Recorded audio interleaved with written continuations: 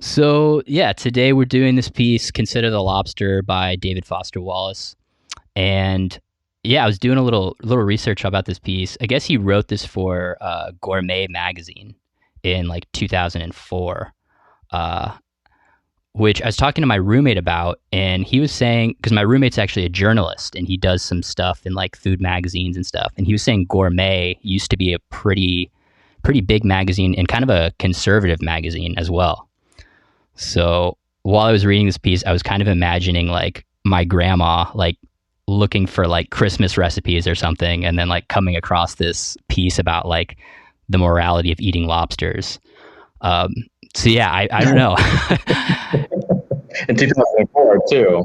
Like that's a long that was that's a long time ago. Yeah. Yeah, yeah, and like, had you guys ever read anything in Gourmet or come across that magazine? Absolutely. Oh my goodness. Yes, I used to see it all the time in the grocery store when I was younger. Okay, nice. It had like all the fancy kind of like Martha Stewart style like Thanksgiving dinners in the front page. Mm. Yeah, like pumpkin soups, how to serve your guest something in this gourd. I'm like, oh, nice. Right. But I never really read the articles. I only look for the pictures, of course. Right. The article that article was an education, to say the least. You go down the whole rabbit hole of like how lobsters used to be for the poor. It was just for trash. They wouldn't even feed it to like, they considered it like bad form to feed it to like prisoners and whatnot. It was like feeding a rat to a prisoner. I was like, oh damn, how the attitude has changed of the fellow lobster crustacean. Right. Yeah, that is really interesting. He kind of gets into like the history of like eating lobster in America and how it used to be just this like, yeah, kind of like peasant food, and they'd actually just like feed it to the prisoners. And it was, yeah, I think part of it too was like it used to be prepared by like killing the lobster first and then like preserving it in a can or something, which apparently was a lot less tasty. And yeah, and then eventually it kind of, some transition happened, and it started becoming like food for like the upper class. And you know, like today it's kind of I think he says in the essay it's kind of like on par with steak in terms of like you know, being kind of a ritzier food or a special occasion type of food. Yeah. But yeah, I thought that was interesting too, that kind of the history of lobster as being more of like a lower class food and how that's kind of changed as well. Yeah, I don't know how it changed or why it changed, because I know like in different parts of the world, like we have friends who would go down to Ecuador and we have like lobsters just crawling on the beach and people just pick it up and everybody eats lobster. Like it's not that, not a high class situation. It's just a thing, but they can charge American tourists more money because they think it's a luxurious situation. And I don't know if there's like a shortage of lobster. In Maine, just in general in Maine, I guess, right? Yeah, well, I think you're right. I think supply and demand has a lot to do with it, because I was doing some research too, and apparently, like the Romans, like the ancient Romans, ate lobster too, and it was kind of a delicacy. But I think part of that was because like they had to be imported, so it was kind of a rare. And actually, nowadays, I've heard that like the lobster populations have like grown a lot, and they kind of have an overproduction. So, it actually costs a lot less to catch the lobsters and everything, because they have, there's so much supply. But I guess that it still hasn't really changed the prices. So I guess somebody in the middle right now is just making a bunch of money. Yeah. But yeah, maybe we could back up a little bit and talk about, because before I think David Foster Wallace's kind of mission or assignment for this piece was to write about this thing called the Maine Lobster Festival, which is this lobster festival that's held every year in Maine. And yeah, it's kind of interesting because he starts off by talking about this festival specifically and kind of like what it was like being there, and then he kind of eases into talking about lobsters more generally, and then he kind of eases into talking about like the ethics behind eating lobster. But yeah, so this probably isn't where we'll spend a lot of time, but I thought it'd be interesting to kind of touch on this festival a little bit. So it's called the Maine Lobster Festival, and he kind of paints a very unpleasant picture of it. Did you guys get the same? I did. It's funny. It's a nonprofit, right? And so the money goes toward buildings and stuff, and then they try to promote the idea of saving the ocean, which is ironic for me. It's ironic because the things that they're doing to catch the lobsters it sounds like it's in direct contradiction to helping the water. Yeah, when pet veterinarians put on a barbecue for like as a benefit, it's like right, what? Right. But I did get the impression that the writer was he was talking about how lobster is sort of a delicacy. At the same time, it's being eaten out of styrofoam and plastic. So he was like kind of mixing the two like cultures of like people who just are sloppy and messy, but then they're eating something that's so expensive and such a delicacy within our country. So it's very kind of like, I mean, I like that. yeah, I noticed that too. There was that kind of juxtaposition between like, lobster is this apparently like, high class food, but it's being eaten by the ton in these like out of these like styrofoam containers with people with like plastic forks, and it's like maybe I can read this little paragraph here. I thought he kind of encaptured it pretty well in this. So he says this is when he's describing the festival. He says, amid crowds of people slapping canal zone mosquitoes as they eat deep fried Twinkies and watch Professor Paddywhack on 6-foot stilts in a raincoat with plastic lobsters protruding from all directions on springs, terrifying children. So yeah, he sounds fun. Right. He it kind of sounded to him like a cross between like an overly crowded Disneyland or Disney World and like maybe like a jazz and ribs fest or like some other summer festival. What I heard from that was I feel like after I read the entire article, I kind of got the impression that his name is David, right? Mm-hmm. Yeah. David was trying to explain to people how hypocrisy works in terms of like how even when we'll talk about that later, right? Even when it came to the gourmet aspect of like boiling the lobster and how you get the lid on and walk away because something inside you feels like there's something wrong here, but you're not having the full experience of what gourmet is supposed to be. And at the same time, at the Lobster Fest, you're experiencing like you said, a luxury dish, but in such a very low class manner. So I think he's trying to explain people that you walk into a situation without, and you don't have full perspective of like what's really going. You're ignoring part of it.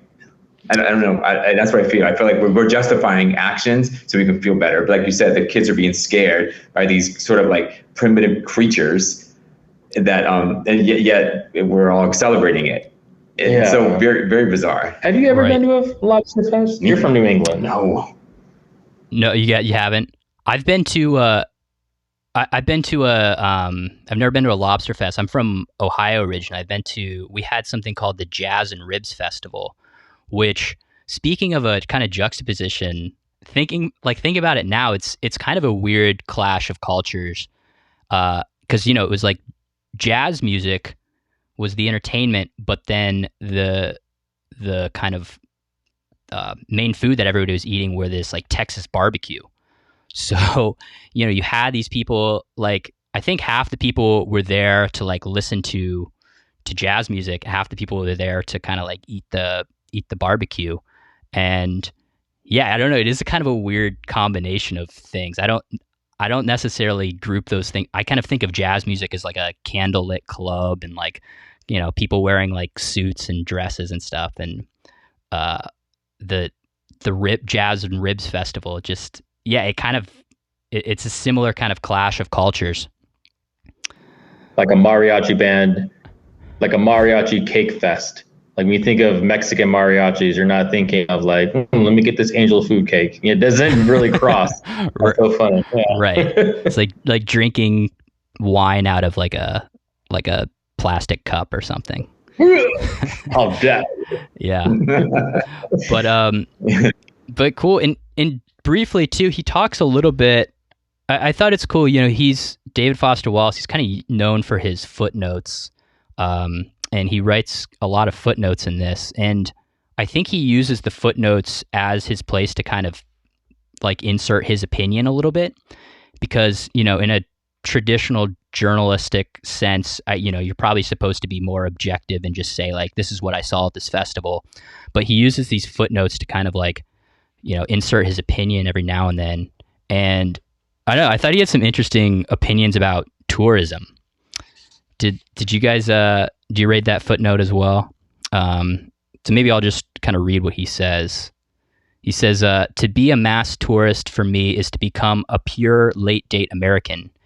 Alien, ignorant, greedy for something you cannot ever have, disappointed in a way you can never admit. It is to spoil, by way of sheer ontology, the very unspoiledness you are there to experience. It is to impose yourself on places that in all non-economic ways would be better, realer without you. Ooh. Yeah, right? And then he says, as a tourist, you become economically significant, but existentially loathsome, an insect on a dead thing. Oh my! Yeah, so he really is not a fan of the kind of like mass tourism. But I don't know, what was your reaction to reading that? Dead fucking on. We both lived in Florida. We both lived an hour away from Orlando. We know how it is. You have to learn how to say "get out of my way" in like 5 different languages. Yeah, it's New York is very, very much that. When all the college kids come and they invade the city and they rip it apart and then they leave. And so in their minds, they're adding to the culture, but what they're doing is they're leaving a mess. And that's what I hear when I hear someone say tourism causes more harm than does good. Yeah, it's an odd thing, because I think the reason that the place becomes a place that tourists want to go to is because there's something special about it, or there's something cool about it. That's like, okay, there's a really cool, there's a cool beach here, say. So it attracts all of these people. But I think the irony he's pointing to is like, by going there yourself and by, thousands of other people going there as well, you kind of ruin that special thing that everybody is there to see. Therein lies the problem why most people don't go vegan, because they live in this world of singularity. Like, I'm not the problem. It's not me. I'm not doing it. And then they go to like that really famous beach that's in like Thailand. That's that Leonardo DiCaprio filmed on. I'm not familiar, but yeah, you know what I'm talking about. There's a movie where he went to Thailand and they went to like this beautiful beach that was like, and it was like it was just like a little community on this beach that no one really knew about. And then people started to go to that beach consistently. And then now the beach and the ecosystem is completely fucking ruined because everybody's like, oh, it's not me. I'm not doing anything. I'm just going on vacation. And then they end up messing up the entire ecosystem of one type of beach. Same thing will go for like veganism, or is like, oh no, it's just, one lobster is not going to kill the planet, but then everybody thinks the exact same way. And then that's how tourism goes too. Like, you go in there and you think that you're going there to get the vibe, to get the energy of something that you don't have in your house. Like why people go to Italy, and you're like, oh, I'm gonna eat, pray, love my way through this entire experience, and they only eat at the Olive Garden in Italy. I was like, brah. It's like you're not going there for the experience. But even then, if you do, you're not special. They have a whole ecosystem for people just like you, because you come in and they're maintaining the specialty of what they're known for. So like something for people to travel to a lobster fest will probably kind of do the same thing. That's why they started eating lobster out of styrofoam, because it's the only sustainable way of keeping up with the masses. Well, yeah. which cheapens it. Yeah, well, I like that, and that like maybe, yeah, like if it was just one person being a tourist, then it's not like one person is going to wreck that awesome beach in Thailand. But I think the problem is when you have thousands of tourists, they just it's only sustainable. And I think maybe the point you're making with veganism is that if it was one person eating a lobster, it would be one thing. But when you have thousands of people, and he gives some statistics in here about kind of how much lobster is consumed every year, but it's like, here we go, 80 million pounds of lobster. Yeah. So yeah, just the point that like when everybody's doing it, it adds up really quick. Yeah. Yeah. Yeah. So that was a bit about the Lobster Festival, and he kind of transitions from talking about this festival more broadly into just talking about lobsters. And then he kind of gets into talking about the history of how they've been prepared over the years in terms of, or how they've been killed and eaten. So he talks about, like we were saying at the beginning, that for a lot of the American history, they were more of a kind of lower class meal. And now, since they've kind of been boiled alive, part of the allure with that is that the meat is very fresh because they're basically like killed on the spot. So that might be part of the reason why they have sounds so psycho. Right, it's like they're brewing alive, so it's super fresh. I'm like, okay, let's dissect that. right. Well, so I guess from a purely taste perspective, I guess that was one of the things that changed. Is it's been a long time since I've eaten lobster, but I from reading this, I gather that lobster is a lot more tasty than like when you boil it alive than if you kind of put it in these cans and try to kind of preserve it, I think is what he was saying, which is kind of why they do that now. They do it now because they can transport it easily when it's alive, which is what they didn't do back then. They were just going to preserve it for the local area. But now, since it gets traveled all over the world, sending it alive, it's easier.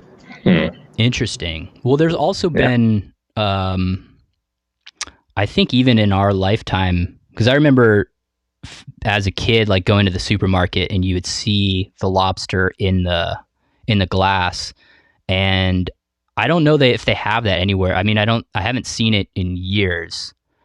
And yeah, I think I was trying to do some like sleuthing to kind of figure out what happened there. And some of the more, I guess, optimistic people were saying, it's they stopped doing it for kind of humane reasons. And some of the more pessimistic people were saying they stopped doing it because of financial reasons. Like it costed more money to kind of like keep the lobsters alive in supermarkets. So I don't know. It's probably yeah, you're right. There's probably more than one factor. Oh yeah. Because when you're talking to a board of people that own a store, a grocery store, you're talking to a bunch of personalities. One is more financially focused, and one is more, I don't know, humanistic. Sure, right. Well, yeah, and every kind of business owner kind of has those, like, that line running between them of like, I've got to make, there's my profit margins, and then there's also like, as a human, like, what am I okay to do and what am I okay not to do? But the 80s. Right. See, he says a little bit, this was a little bit later, but he talked about how he says one of the things that makes lobsters significant is that it's not only that you're kind of like killing the animal to eat it, but it's that like you're doing it in real time. Or like in this case, somebody's kind of doing it right in front of you. So that's, a lot different than the way that we usually eat meat, or, that the most people usually eat meat, is that it's done, hundreds, maybe sometimes thousands of miles away behind closed doors. And then, it shows up at our supermarkets and doesn't even really resemble an animal by the time. So I think he's kind of talking about this. There's a kind of cognitive dissonance in, kind of going to the grocery store and buying meat versus here, where it's like, oh, you're actually, physically putting this lobster in a boiling pot. And he's saying it kind of cuts both ways, because from one standpoint, like, if you're going to do it, like, you should be the one doing it, or it should be done out in the open, versus the kind of, like, I guess, more cowardly way of eating an animal is to, be like, I would never do it. I could never kill an animal, but, like, I'm perfectly happy having somebody else do it behind closed doors and kind of not hearing about it. Yeah. I mean, I know personally for me, I think it's, I don't know, this may be controversial, but I think it's more ethical to hunt than to buy something that was raised in a factory farm. And I mean, I guess it's on degrees of, in ethics, but, like, yeah, I think there is something, like, I actually have been watching Survivor season 1, which is kind of an embarrassing thing to admit on itself. But my roommate was like, he loves that show, and he's just like, you never seen it? So we've been watching it.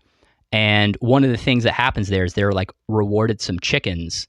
And this girl who, she's not a vegetarian and, eats meat, but, like, on the show, she, like, refuses to, like, be a part of the killing of this chicken, or to do it herself, or to even watch it happen. So there's a certain cognitive dissonance, I think, that maybe a lot of us have, is that, it's like, if we actually had to kill the animals ourselves, a lot of us wouldn't do it, but, we're kind of perfectly happy having somebody else do that, behind closed doors. I think it's also a cultural thing. Like, if you, like, in America, like, this is really normal, right? In America, everything gets hidden behind closed doors.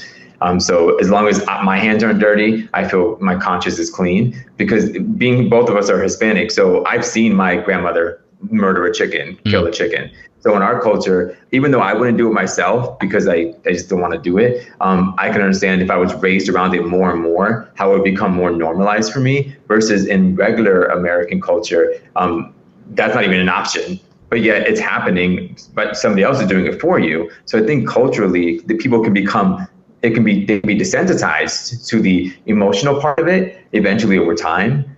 And so that's one way to look at it, because you say cognitive dissonance. I think it's just hypocritical. Like, you won't do it, but you'll eat the animal.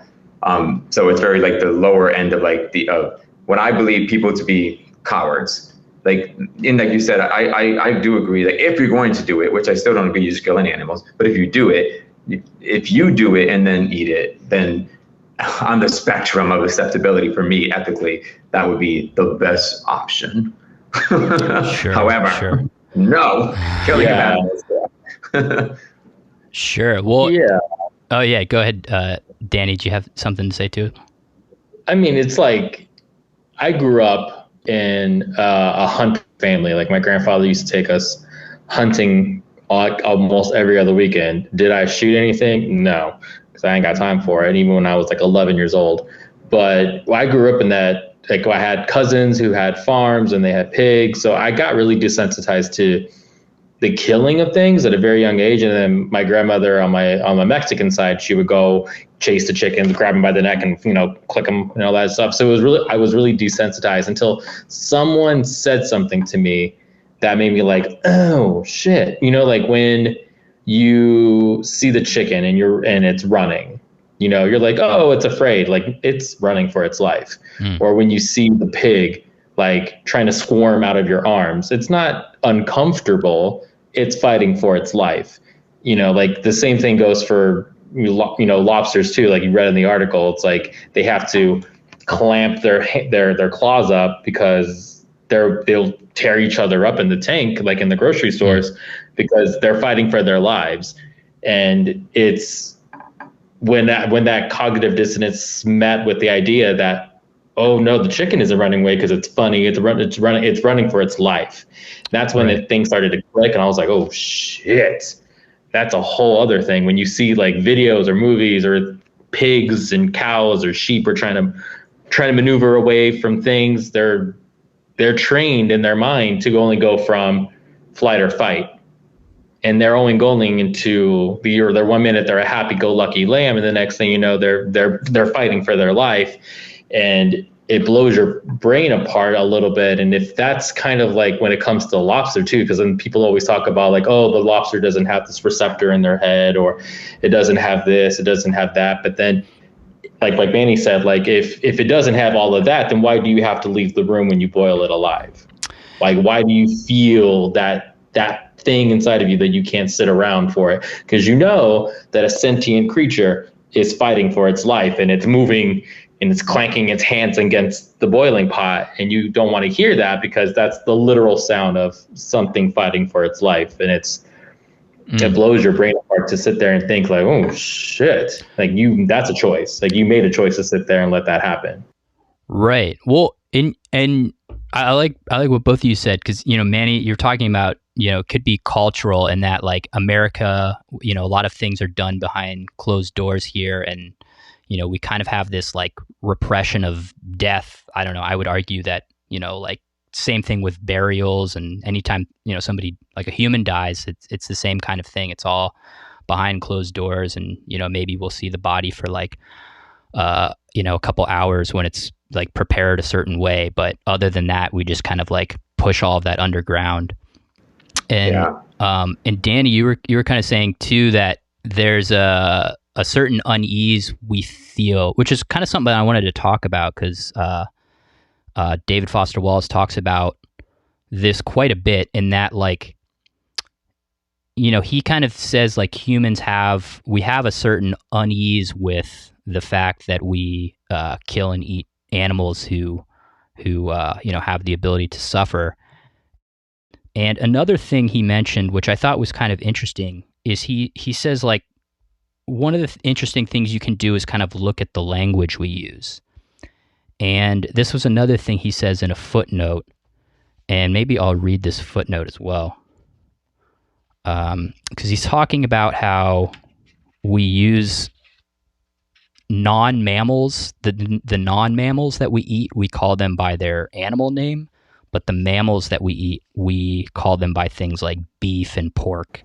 And how that might be just like, you know, kind of our unease with saying like, you know, I'm going to eat this pig. We kind of say like, oh, I ate pork, and that allows us to kind of distance ourselves from it a little bit.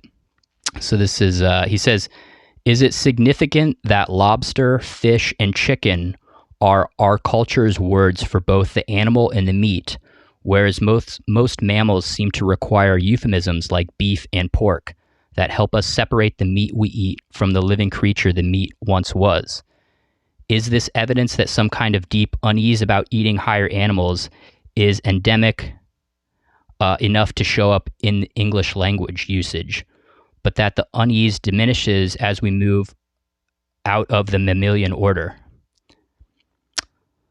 So, yeah, what do you think about that? I mean, even just like the terms, you know, animal and human, you know, I know like Peter Singer is kind of famous for saying, you know, we should call what we call animals, we should call non-human animals, because, you know, as we all know, humans, we are an animal as well. So to kind of say human and animal is already kind of maybe drawing a line that is not really there. I have like the perfect example of showing how using your words carefully in a very specific way changes people's minds and their reaction to something. So like I was in Florida for a work thing, and I had my employee with me in my car. We were going to pick up coffee, and we went to this drive-through. at this place called Caffeine. And the guy at the window, who was taking my order, he was like, okay, what kind of coffee you want? I'm like, oh, I want an oat milk. He's like, oat milk latte. I'm like, perfect. And then my employee's like, oh, I'll just have a regular coffee. He's like, what kind of milk do you want? Do you want cow milk, oat milk, or almond milk? And she was like, ooh, oat milk. And I know she doesn't drink oat milk. So it was like her reaction was like, ooh. Because it was framed as cow's milk as opposed to just milk. Yeah, exactly. Okay, yeah. And he was like, do you want cow's milk, oat milk, almond milk? What milk do you want? And she was like, oh, she recoiled very instantly. And she was like, oh, I'll take oat milk. I'll try it.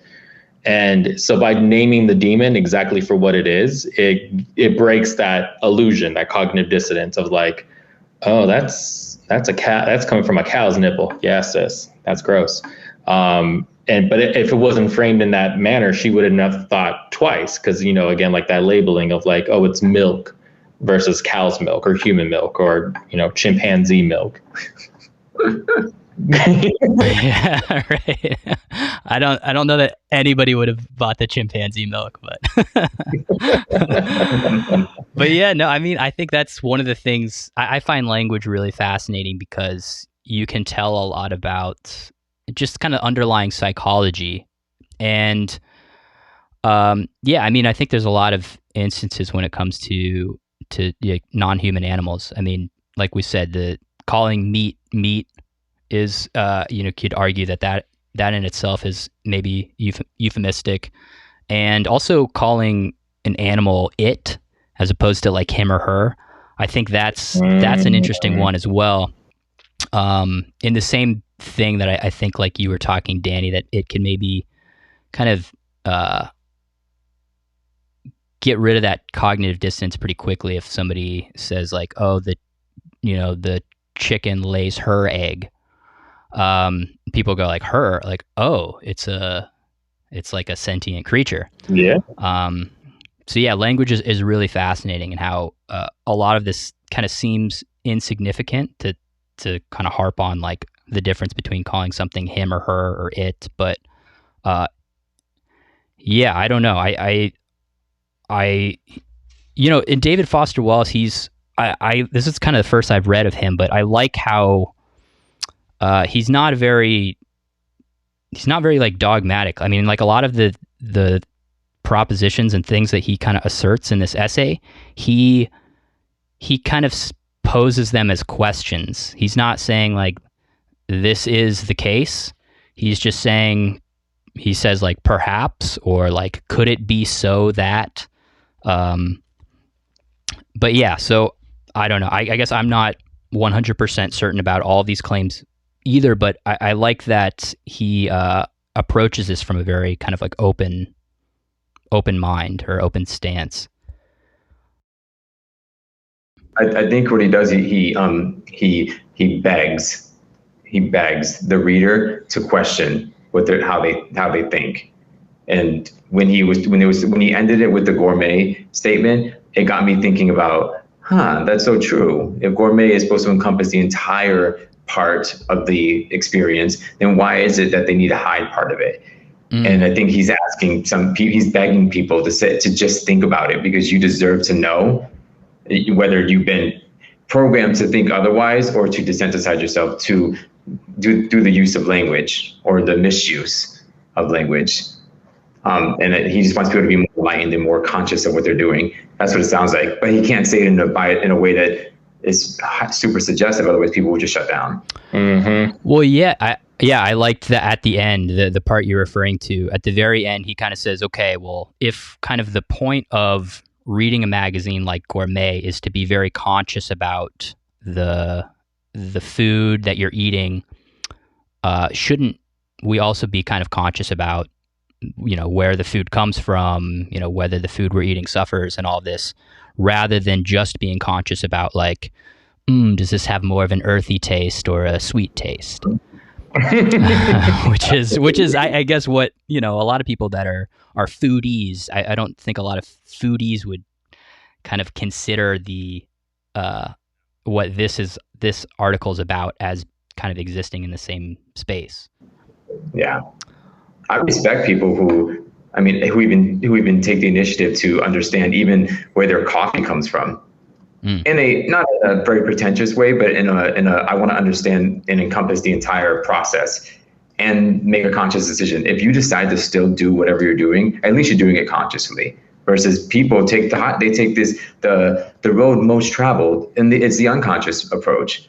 I'm just going to listen to someone tells me to do, and I'm going to blame them if everything goes wrong. And that's what happens a lot, even within the small things like coffee culture. People tend to just ignore the fact of the abuse or the damaging effects on the environment when we cultivate so much coffee in certain regions of the world. But we're going to ignore it because somebody said we should ignore it. And then I'm going to blame someone else when all of this comes to light. And that's fine. You can do that. But there are going to be people out there going to say, we knew better. Yeah. Well, yeah. And I think that's really important too, in that, like, you know, having all of the information at hand. I think, and, you know, I guess bit of a confession, since I've known you guys, I actually do eat fish and chicken now, you know, for some health reasons. But, and, you know, we can maybe talk about that as well. I'd love to. But I think what I have the biggest problem with is anytime there is kind of like, you know, an ethical decision to make, if either not all of the information is on the table, or if some of that information is purposefully being suppressed. So, you know, I think it's part of the thing in terms of this about, you know, the ethics of eating animals. I think part of the thing that's disturbing is that, you know, like a lot of these kind of meat manufacturers are kind of notorious for going out of their way to make sure the public is not informed about all the information, about kind of like, you know, like making it illegal for people to film what happens in slaughterhouses and stuff, you know, which would be a completely different experience than, like, you know, everybody has all of the information at hand and then they can make their own, like, informed decision. It's very much just like, we're going to kind of do everything so that you can not make an informed decision.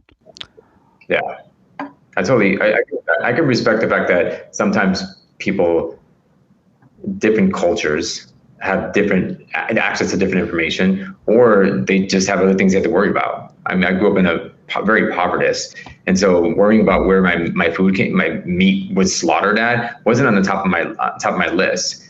So I can understand that part. But when you get to a certain point in your development where you have to take responsibility and make those choices consciously, and if we keep saying the information isn't readily available, that's true. It isn't. There's millions and millions of dollars to suppress information, but it's there somewhere. You just have to figure out which one you're looking for to support your own what is it like if you really, like, if you want to prove something right or wrong, you're going to find the information to do that. So it's almost like, what are you searching for? You're searching for validation, or you're searching for clarity. And it's hard when people realize they have to make a choice consciously, because we want to, but we don't, because it impacts our daily life, and that can be disruptive, and that's really bad for human psychology to, you know, just shake things up like that. And I get why people make an unconscious attempt to dismiss information, even if it is factual, because it doesn't support their daily life or what they're going through, because they have to make a choice then. And I get that. And it's hard to be a person. And so the same thing goes for the people, these amazing gourmet chefs who are boiling lobsters alive. It's their livelihood. And you're asking someone to say, hey, let me change everything about how I do. Yes, we are. Yeah. Step it up, because there's a better way to do everything. We just have to be willing to be the first person to say, I'm going to do that. And it's hard. I get it. I can see both sides. Yeah. Yeah. Absolutely. Well, and yeah, I think that's a good point too, in that, like, a lot of these kind of, you know, ethical decisions and kind of like, you know, finding out where your food comes from, you know, sadly, a lot of that does require, like, free time. And, you know, if you're kind of like struggling just to get by, and, you know, maybe living in a third world country, or, you know, even in America, like living paycheck to paycheck, working around the clock, like, yeah, I respect that, you know, not everybody has the kind of time and luxury to do that, or necessarily the money to do that. And I mean, we can talk about that too, but it is definitely, I think, more expensive to eat healthy in this country than it is to eat garbage, which is sad as well. Yeah. Cool. Well, let's maybe talk about.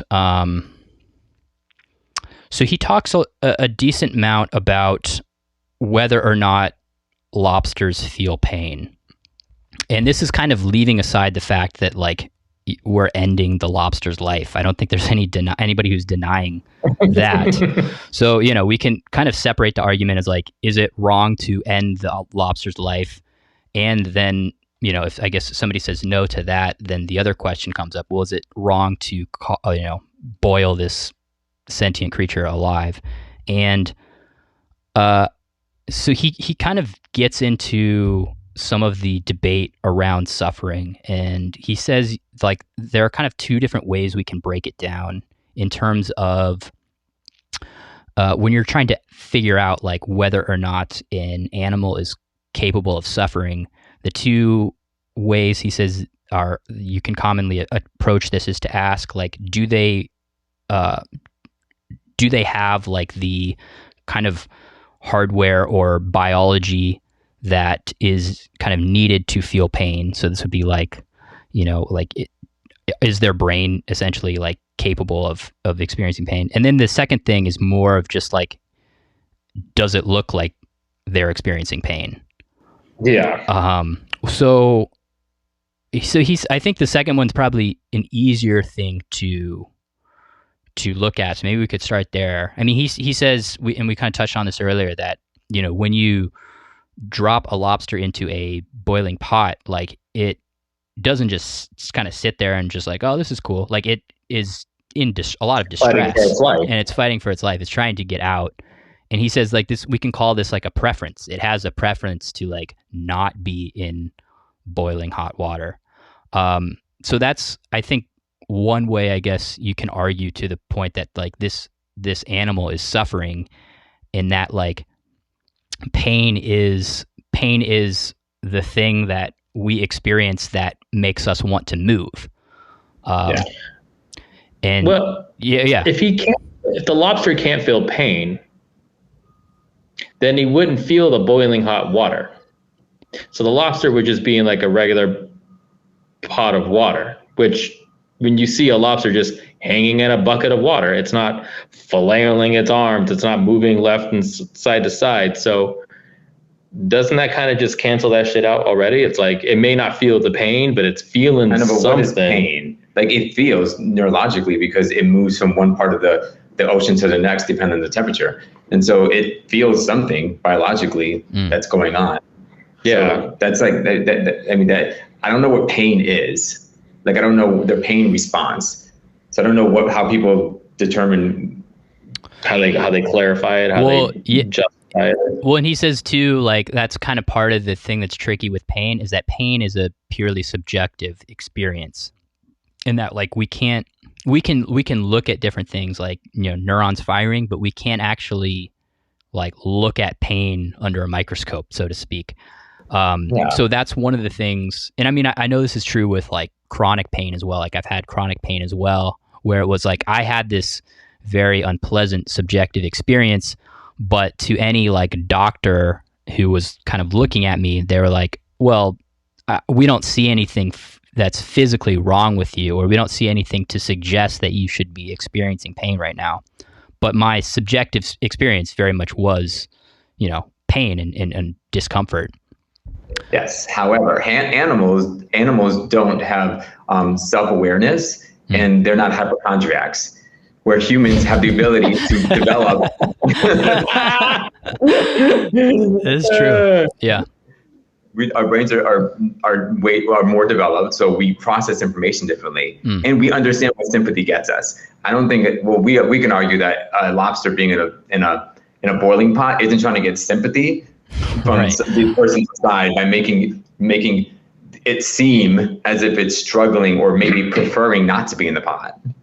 So it's like I would like to say it's philosophy, but it's kind of like let's not break this down to the point where we don't know what's really going on, so we can feel better about the process.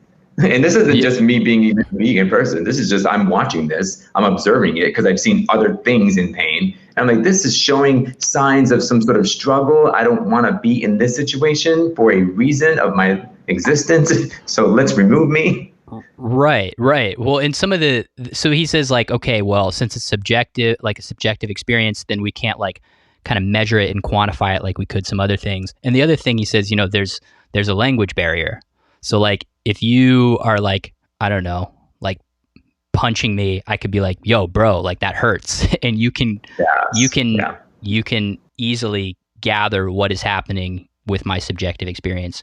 Whereas, like a lobster, doesn't have vocal cords. It's not able to just be like, yo, bro, that hurts when you drop me in the water. So part of it is just like, there's a language barrier happening. And, I think with different kinds of animals, there's less of a language barrier. I think something like you brought up chimpanzee, something like a chimpanzee, when a chimpanzee feels pain, what it looks like on their face is very similar to ours. So I think that's one of the reasons why we are able to kind of empathize with chimpanzee pain more than lobster pain, and that it's just, we're real. We're yeah, it's too real. We can't kind of. It's very close to home, and we're naturally, since we're humans, we kind of anthropomorphize everything. So we kind of say like, well, that face, that is pain, and like I know pain because that's how I would look if I was, suffering the way that chimpanzee's suffering. But with a lobster, like we can't really do that because the way that they experience pain is just so different from the way that we do. Oh yes, we can't do it in the literal sense, but just like just like David said, if he was in a boiling pot of water, he would want to be struggling to get out. So we can find relationships between us and them. And here's the real truth: we shouldn't have to find relationships because we're an intelligent being, and we're supposed to be the most intelligent being. And by needing to have verifiable evidence that it's in pain says something about us. About our choices. Yeah. And we can look at something and say, look, I don't recognize the pain response that I would see from another human being or a chimpanzee or an ape, but I can tell there's something going on here. But that's where we're supposed to look at anything and try to relate it back to ourselves. Well, that's what all things do. Well, that's what all humans do.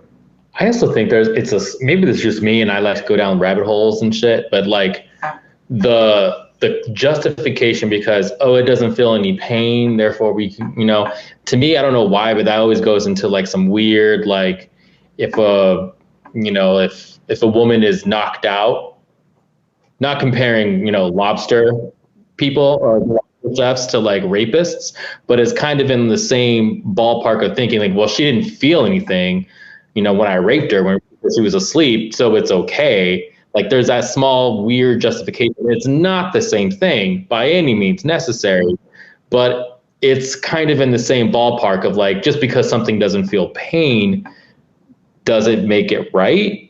Like, no. Yeah. Maybe? I mean, the thing I came up with was like, if you were to like kill somebody in their sleep and they didn't feel any pain, but they still died, like, I don't think a lot of people would argue like, oh, I didn't do anything wrong. They didn't feel pain. Like, no, you're still ending their life.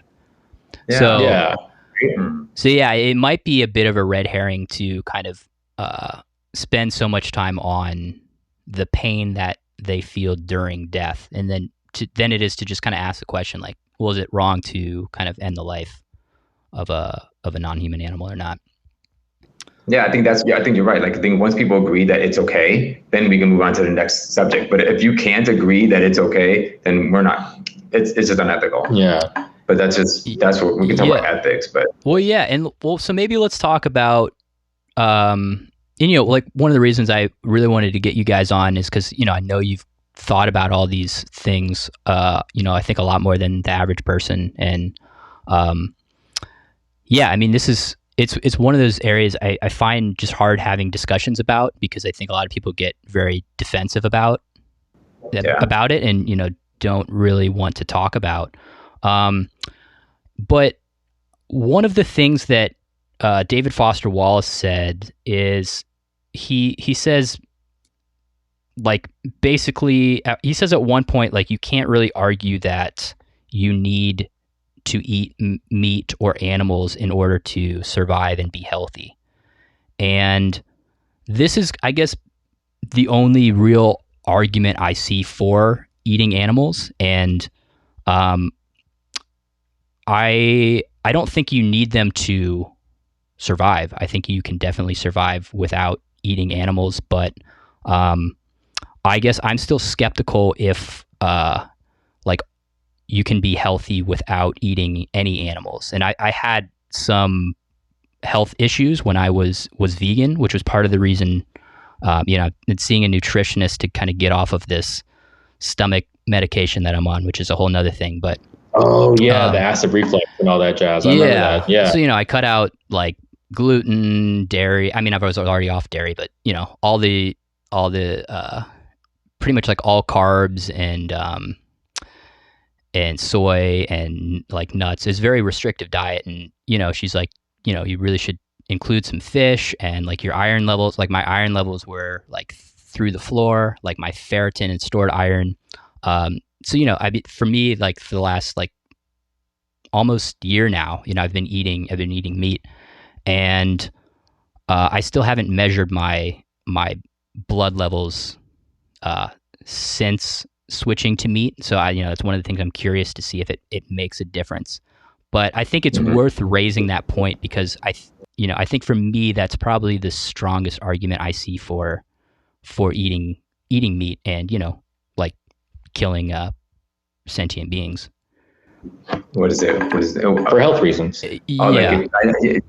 But then you're talking about people determining what health is. And if you're on the brink of death, I can see, but it's weird because it's like, because remember, we can conjure up things in our minds, and we have a lot of people on our planet who do that. And so it's very hard to like say, well, should we send someone to a psychologist or a psychiatrist to determine whether they're truly unhealthy, or if it's psychosomatic, or if it's a hypochondriac, any of those things, because we have so many, our brains are so developed. It's very, and on top of that, we can convince ourselves we're sick and become sick through the process of convincing ourselves we're sick. And so we have a physical response to our thoughts and the way we process information. But that can easily, like that girl who her mom kept her sick for a while. When you think you're no, I mean, I like to be careful in these conversations, because it's like what's really the real conversation is that you have somebody like Zach who lived a vegan lifestyle and then came across some health issues that was just like, fuck, like I need to incorporate some things. And I remember we had conversations a long time about, the acid reflux that he had and a lot of things that he had like, health-wise. And then he switched over to something to eating like fish and chicken. And then, so what happens is once you're in a community like veganism, then you, for your own personal health reasons, you cross over and start incorporating things that are not vegan into your diet. And then there's like this whole like damnation, like vegans are supposed to be like the most compassionate people in the world, but in reality, we know a lot of vegans that are a lot of fucking assholes. So it's like you go from being in this amazing community to incorporating things that are not considered what you would be okay in the community for your own personal health reasons. And there's then there's always that conversation that has to be had. It's like the person is, you can talk to a person, you can't really talk to people. When you incorporate more than one person into the conversation, or like a group of people, that's when things just start going into like the bad spectrum of like ethics and like, oh, you're not an ethical person, because if you were a really ethical person, you would die for the cause. And I'm like, no, I'll have some fucking chicken, I'll chill out. Because at the end of the day, veganism is not meant to be like a cult. You have to follow a certain set of rules. There's no leader, there's nobody, No. No, I totally get what you're saying. Like, I'm not even suggesting that you're an hypochondriac. What I'm suggesting is that when we talk about globally, we do talk about people who literally lie to the public about having cancer. So people don't have ethics. So what stops people? Who decides that someone is truly sick? Is it the nutritionist? The doctor. Is it a nutritionist? Is it a doctor? Is it a psychiatrist? Is it someone who thinks you're mentally, there's processes, but we're talking about billions of people. Yeah. And changing the entire culture of people not eating meat or eating it for health reasons. So I would say, of course, you can, do whatever you want in the end. But if we're arguing what's justifiable for eating meat, then that's hard because it's an individual person's choice. Yeah, it's an individual situation, right? Sure. Well, and I think there's also some examples that kind of make it easy. Like I don't know that anybody can argue that they need to eat hot dogs to be healthy. Well, yeah. So I think it also is like you kind of have to be honest. Like if you are going to argue, okay, well, I'm going to eat meat because it is, like I believe this. You need to eat meat to be healthy and to thrive. I think you also have to be honest with yourself. It's like, okay, well, I'm eating lobster dipped in butter right now, like melted butter. Which he gets into this too. Is just like, I think he was saying like a lot of the people at the Lobster Festival were trying to push this kind of message that lobster is healthy, but he's just like the people that are eating like lobster dipped in melted butter along with like a bag of chips, a soda, and like a roll with butter, and it's just like I don't know that anybody can really argue that like I need to eat that something like that for their health. But I wanted to bring it up because he does say in this footnote, he says, even the most diehard carnophile will acknowledge that it is possible to live and eat well without consuming animals. Which, I don't know, maybe the kind of carnivores and paleo people were a lot less vocal in 2003, but I think a lot of people would kind of raise issue with that. So I think it's at least worth kind of distinguishing, eating meat for the pleasure of eating meat and eating meat for health reasons as well.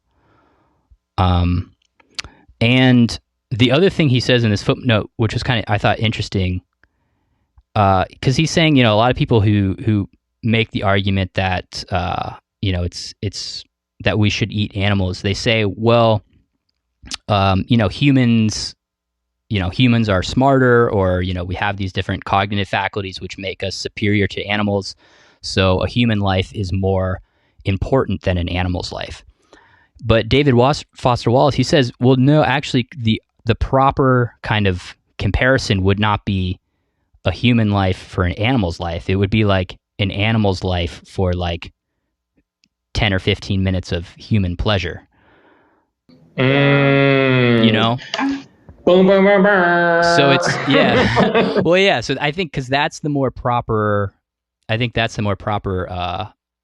comparison, because it's not like, it's not really like, is your life more important than animals? It's kind of more of a, I don't know. So I thought that was an interesting thing he kind of pointed to. That is interesting because that gets murky, because there's times where people are like, well, like the first heart transplant was like done on like a baboon heart, or not a baboon heart, like a monkey heart or chimpanzee heart, or maybe a pig heart. I can't remember exactly which one, but it was like that, like doing medical experimentations on animals clearly is bad, right? But then they're like, we wouldn't have heart transplants if it wasn't for the fact that we did it with we tested on animals first, right? And then the whole straight up dichotomy of like, well, my life is worth more than that lobster, so I'm going to eat the lobster because it's worth more than your life, lobster. Sorry, suck it. Yeah, it's not the same thing, but like if you sometimes people will compare them. It's like, well, my life is more. And I'm like, well, Sometimes, if you're an asshole, then no, it isn't, bro. Like, so, I'd rather have a dog than an asshole person driving right next to me. So maybe that's just me. Maybe that's a psycho in me. Right. Who knows? Well, I know Peter Singer, who's kind of like one of the kind of fathers of the modern animal rights movement. He wrote like Animal Liberation and all that stuff. Like he even says in an interview, he was saying something like, I could see there being cases where it is ethical to use animals for experiments. Like if you know, like you said, if it was like we need to use a pig to you know, figure out how to do the transplant surgery. But he says the problem I have is that like so many of the kind of animal testing we do is not like, they're not at those stakes at all. It's like, you know, testing mascara and whatnot. So yeah, he's basically saying like, yeah, maybe you can make the argument if it is a truly kind of, if there's actually like a kind of dire need to do the experiment. But I think he's just saying we're just very, yeah, we just kind of use animals for any experiment. Exactly. Yeah. And we don't have anybody to truly draw the line. And so if we can't draw the line, then we probably shouldn't do it at all.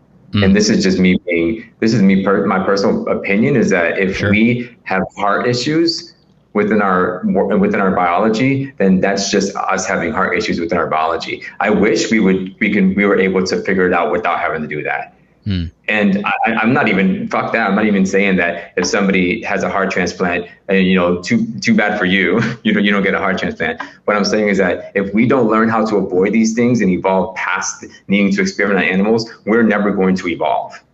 As long as we mistreat animals, we're always going to mistreat each other. And we haven't gotten to the point where we treat each other well enough to treat animals. Philosophy. And it's a muddy situation because everyone's going to argue. Of course, everyone's going to argue the progress we made with experiments on animals before we did humans. Even the COVID vaccination was experiments on animals first. However, we have to accept the fact that we're not evolved as we think we are if we're still doing these things. And that we have to put barriers in line within scientific experiments that stop people from doing what we just talked about. What we do have, there is boundaries. There is a laundry list of things you have to fulfill in order to use any testing on animals. However, there's a lot of unethical people who don't even care, who just do it. And that's the real question, because it isn't whether we're eating animals to survive. It's why do we still feel like we have to? Why haven't we evolved? Why do we think we're as evolved as we are when we're still doing the things that for me personally don't show an evolved species? And I'm just trying to break it down to the lowest level and put us on the same level as animals so we can respect it. So if we're going to do it, we can avatar this son of a bitch. And if we're going to kill an animal, can we at least have a ceremony for it? Sure. Sure. Something. Well, my goodness, can you pet its head as it dies or something? Right. Yeah. And I mean, and you can look at it, talking about culturally, you can look at different cultures or even at different periods of time where, like the Native Americans, you killed and ate animals, but there was a certain respect for it. And, even to the point where some of the animals were thought of as gods. And you see that in Hindu culture as well. It's really, really interesting with like the cow being worshipped, and they still eat or drink cow's milk, which we can debate the ethics of that, but they kind of revere the cow and see it as this sacred animal. But I wanted to maybe kind of get your thoughts on because he kind of, like I said, he's a very this piece. It's called "Consider the Lobster," and I think it's a great kind of think piece. Like he asks a lot more questions than he tries to answer, which is, I think, what he's really trying to do. Like you said earlier, he's trying to kind of get his audience to think. And he talks kind of about the future. And I think it's a really interesting thing to think about is like, we can kind of, it's easy for us to sit here in the 21st century and look at something like slavery and see how horrible that was. But while it was happening, it was, it was normal. It was just like what everybody did. And there were people that were kind of gung-ho about it. And then you had other people like Thomas Jefferson, who was kind of against it, but just kind of went along with it just because that was kind of what everybody did. David Foster Wallace at the end, he says, this quote, he says, "Is it possible that future generations will regard our present agribusiness and eating practices in much the same way we now view Nero's entertainment or Mengel's experiments?" Which I thought that was a powerful sentence to say, like, all right, well, let's see if we can imagine, like, fast forwarding 100 years from now, like, are we going to look back and be like, I cannot believe we, had factory farms and ever, like, really, like, treated animals the way we do now? I would say the short answer is yes, because what you said earlier about Native Americans and Hindu religion, they've already respected animals and they still ate them. And yet we went backwards. We decided to not respect them, eat them, and treat them horribly throughout their entire life. So it's almost like we got stuck somewhere in between, like, old wisdom and what's going to happen in the future. And I think with these kids, I believe what I'm noticing, these kids are becoming more and more enlightened and more conscientious of everything they're doing. Yes, they're complaining a lot. We understand that. But they're becoming more and more conscious of what they're doing. So I think what that comes with is empathy. And I'm not looking for perfection within our society, because we're human, it's never going to happen. But can we find a space in between, which is what I think when you have like an understanding of the life of the animal, what the animal means to the human body if you are consuming it, and whatever your belief systems are after that, whether it goes to wherever it goes. But just that kind of, like, I know it's so kind of weird, but that sort of ceremonial experience, it adds, like, it tells us that it's not just about us.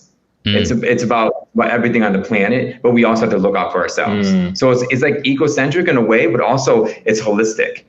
But what happened was that somebody hijacked that theory of us wanting to consume things, and that's where the animal farming came from.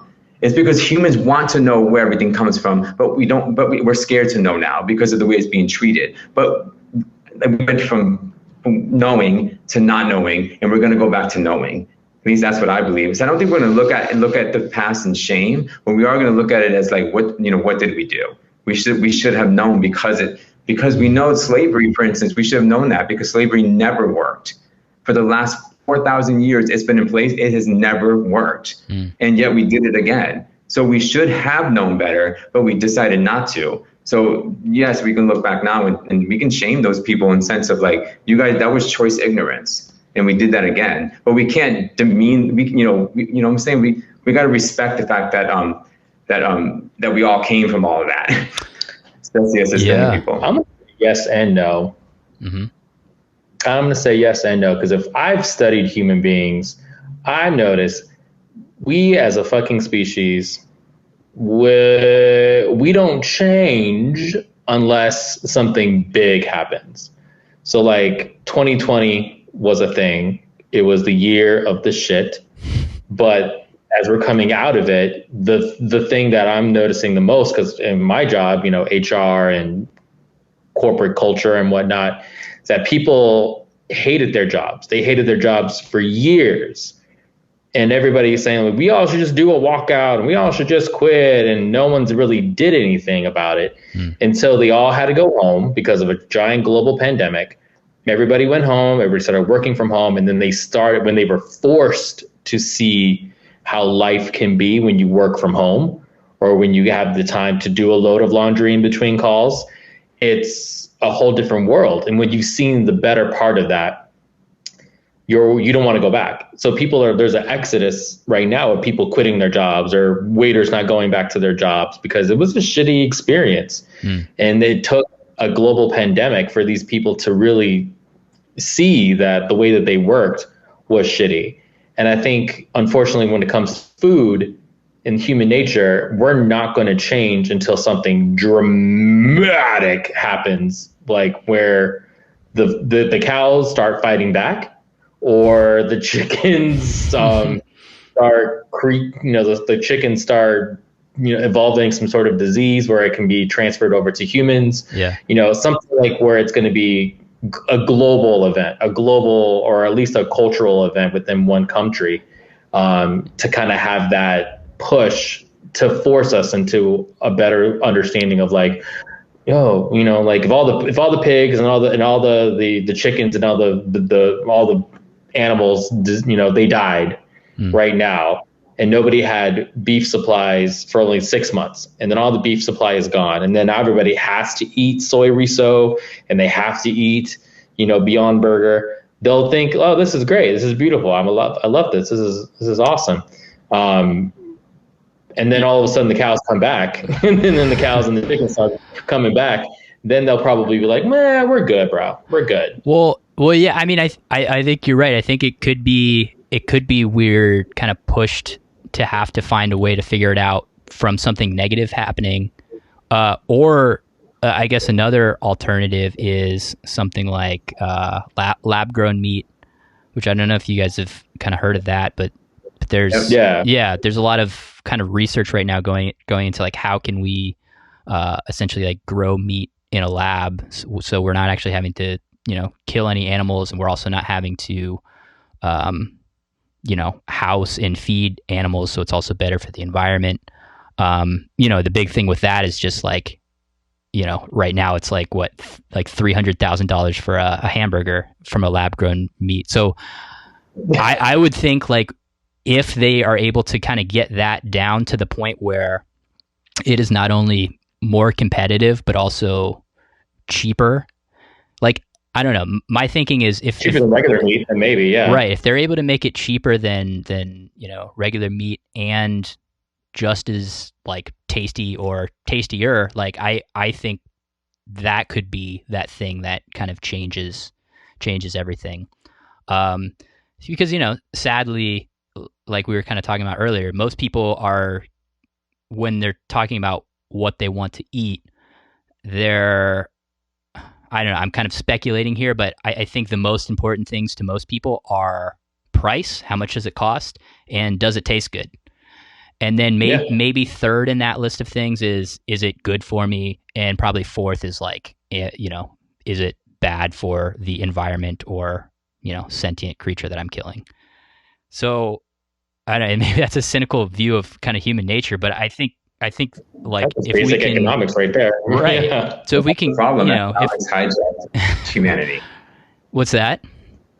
Like the need for more, it literally hijacked our sense of self, and because it wasn't always this way. Like there are people still on Earth who have a profound respect for animals, even if they do kill them. There's just this different relationship that we don't have. We have more relationship with money, and then we do with. And then the funny thing is that there's a system in place that preys on people's fears and worries, and that thing prevents people from learning that they can survive with a better relationship with animals. But people don't. It's like it's distractive culture. And we keep going into this idea that rice and beans, that's a complete protein, and we can get rice and beans at a very, very low rate. They're pretty cheap. So we can argue that people are poor because that's obvious. But what happens is that people want more money. So they're going to sell more stuff to people, and people are going to buy more stuff and have to go to work and then be busy, be exhausted. And then people are going to have more families, have to feed their families. It's just this cycle. But we need to, I don't know how to halt it, because like Daniel said, I think it's going to take, like, just like Darwin said, it takes these huge upheavals within our environment in order for things to evolve. And humans are on the precipice. The thing about humanity is that we're keeping ourselves alive through modern technology and through science. And had this not, we would have been dead. Like, look at all the heart diseases within our country. We take medicine to counteract something we're causing. So it's funny that we're not really evolving at all. We're just keeping ourselves alive as long as we can. But the sad thing is that we do need to stop so that we can see the upheaval. It's almost like the upheaval is happening. We're killing the environment, we're killing ourselves, but we don't see it because we're keeping the delusion alive. And it's my job as a person to make sure I'm introducing people back into the sense of reality, that they can have what they want. They can have the experience with the animals that they want, but they have to do it consciously.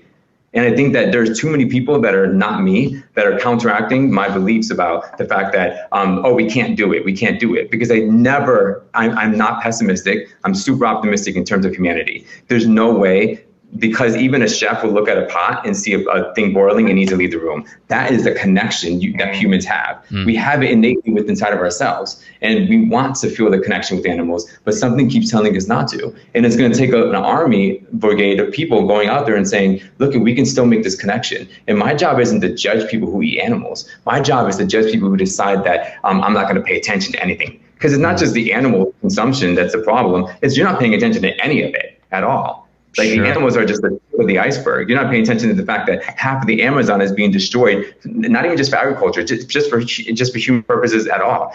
And you're not paying attention. And guess what? You have to pay attention because someone's telling you don't. And my job is to say you can pay attention and still live an amazing life. And it's hard because every day there's another thing of news coming out that's scaring people, that's freaking them out. But that's not how you're going to get people to change. You get small changes over short periods of time, and then we go back to normal. Small changes, because the same thing with what Daniel was saying about the coronavirus. I mean, I respect the fact that people are realizing that some of these jobs weren't worthy of some people's time. However, we're going to go back into the same patterns over and over again. Like even slavery, we replaced slavery with our own slavery. It just got shifted because we can't help it. We can't because we don't go to the root of it. The root of it is we want to connect with people. We want to connect with the things we eat. We want to connect with the stupid trees outside because those things are what keeps us alive. But something says you don't have to connect with them because you're higher than them. And we need to bring ourselves down to the level of we ain't no different so we can evolve with it. But we're never going to do that if we keep focusing on the problem. And there's only one problem. We're not connecting with the things that are around us. Right. Well, and you brought up consciousness a lot. Is that, maybe there's a point in kind of our, it's different from culture to culture, but maybe there's a point that we were more conscious of, you're just like living a lot more deliberately, more consciously. And we kind of, we fell asleep a little bit. We kind of, maybe in the case of animals, kind of started looking at animals as property, as this thing for me. And, I think it's a matter of like becoming more conscious. And I think, one of the things he's trying to do in this piece is expand people's consciousness to maybe have not thought about these issues. And I don't know. I really like this piece, partially because he raises so many kind of good issues, but also I think this is a great piece if, anybody's listening who has not kind of ever thought about the ethics as far as eating animals go, or is not really familiar with any of the literature. I think this would be a great piece to start with, as opposed to, something like animal liberation or something, which is, great as well. But this is it kind of maybe eases people into the experience. And he, I don't know if he was meaning to be kind of sneaky, but he starts the piece very much just talking about this lobster festival. And then he's just kind of like, oh, by the way, here's this cool stuff about lobsters. Oh, by the way, like ethics of eating a sentient thing. So he's very much, I think he's very aware of like how he delivered this piece. I think he did a good job not to turn people off right away or to make people super defensive right away. Just by saying, like, I think at one point he even says, I'm not here to preach. He even says, like, I eat animals. But, I think these are the kind of questions that we should be asking ourselves and thinking about. It's so true. Daniel has this thing like you vote with every purchase you make. And it's so true. Like even when it comes, because it's not about not doing something. It's about asking yourself, why am I doing it? And if you can answer that question, you're fine. Yeah. If you say, I genuinely love lobster, I love it so much. I enjoy the whole experience of getting it, putting it in a pot and boiling it up. Yeah. Or if you're like, I love it all except for that, and just be honest about it and just be like, I don't ever want to do it. I'm not going to change, or at least be like, you know what? I'm conscious that I'm doing this. Well, we can't because it's a cognitive dissonance between what you know to be ethical. Otherwise, you wouldn't have an issue with it. And I think that's where people get defensive, is that somebody brings up somebody's insecurities without knowing they're doing it, and then the person gets rid of all the agreements and just sticks with the one thing that they don't agree with, and it becomes this sort of mass argument. But it really is, if somebody's arguing, it's because there's something inside of them that they're not comfortable with. We all understand some basic psychology, so we know that that's just a reflection of what's going on within them.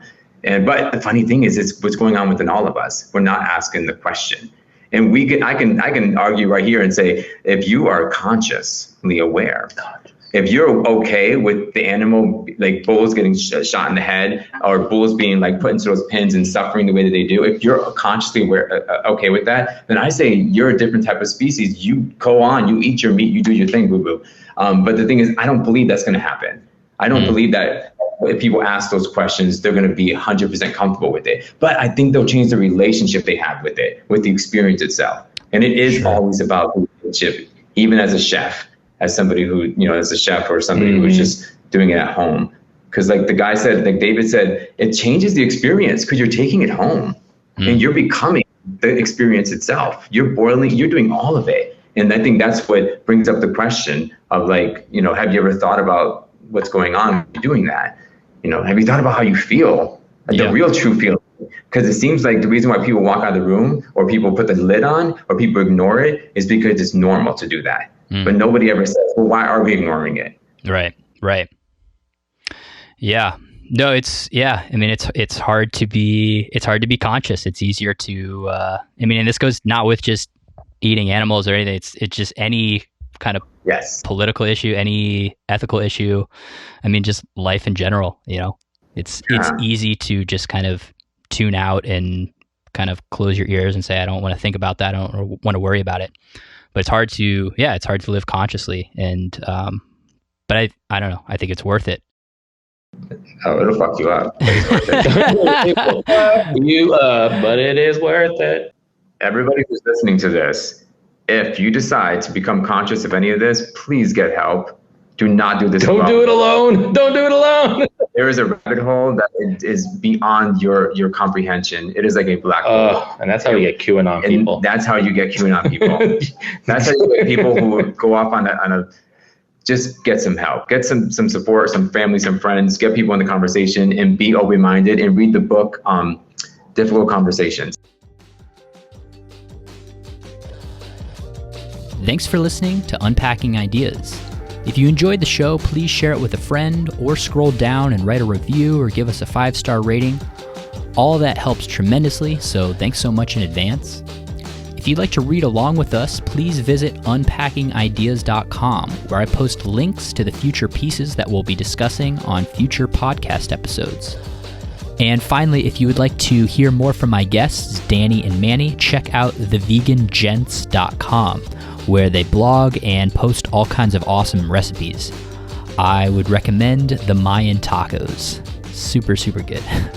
That's going to do it for this week. I will see you guys next episode.